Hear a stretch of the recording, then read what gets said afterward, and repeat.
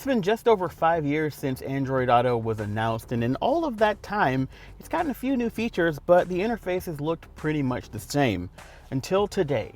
And I'd like to introduce you to the newest generation of Android Auto, which just got a redesign that's rolling out to users now.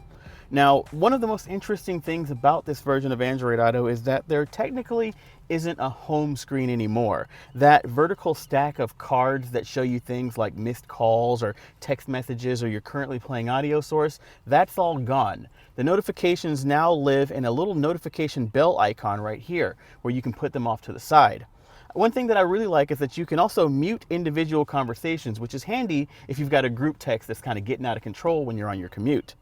Now, because there's not a home screen, Android Auto just defaults to whatever the last application you were running, whether that's Google Maps or your favorite audio streaming app. When you get in the car, it's ready to go, and that just saves you one more click before you hit the road. Now, most of the changes to the interface take place along this bottom bar, where instead of the 5 icons that took you to the major areas of the Android Auto interface, you now have a app launcher, a sort of multitasking area, the aforementioned notifications icon, and a Google Assistant button. The app launcher looks a lot like the Pixel app launcher on Google's phones, with the 4 most commonly accessed apps at the top and the rest of them being organized in a grid with large icons below. One thing that is new for this generation are these Google Assistant icons, things like Calendar and News. And when you tap those, they will activate a Google Assistant shortcut. For example, if I hit Calendar, it'll tell me what my current appointments are. There are 3 entries for this week. On Thursday, you have an all-day event called Pay Yo Rent. On Saturday, the first one is an all-day event called Cake Day. After that, at 7 p.m., you have City of Trees, a new play. Now, instead of splitting your audio apps into one category and your navigation apps into another, they're all sort of bundled down here. So you'll find Waze next to Podcasts, right next to Google Play Music.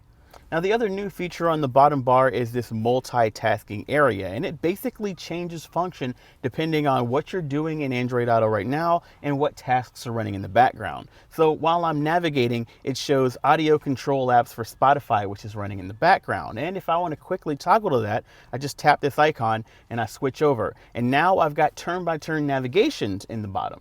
And that means that regardless of what screen I'm on, I'm not going to miss my next turn. And if I'm navigating, I don't have to do a lot of tapping around just to skip to the next song. If you're on an ongoing call, here's also where you'll find things like the end call and mute button. Overall, this new version of Android Auto is a lot snappier, it's a lot easier to get around, and I find that not only do I have an easier way jumping between apps, but with on-screen controls and notifications for those things at all time, I don't necessarily have to jump around as much. Now, this new version of Android Auto should start rolling out to users now. You'll see an update in the interface that says, try the new Android Auto. Just tap that button and you'll be on your way. So there's been your look at the newest generation of Android Auto. I'm looking forward to getting back on the road with it. I should also note that this year, Apple CarPlay is also getting a major update with a lot of new functions. And I want to know, which do you prefer, Android Auto or Apple CarPlay? I know it kind of depends on which phone you have, but let us know in the comments below. But before you do, hit the subscribe button for even more cool automotive tech videos from the Roadshow crew.